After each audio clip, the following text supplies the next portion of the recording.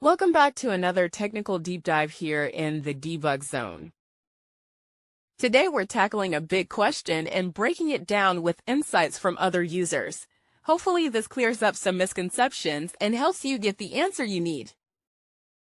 So buckle up, stay a little curious, and let's jump right in.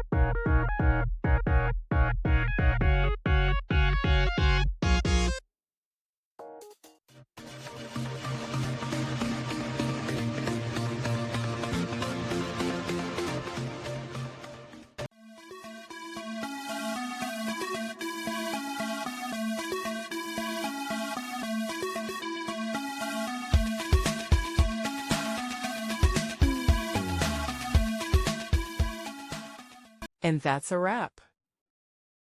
I hope you found the answer you were looking for. If you did, take a second to hit that subscribe button. It really helps out.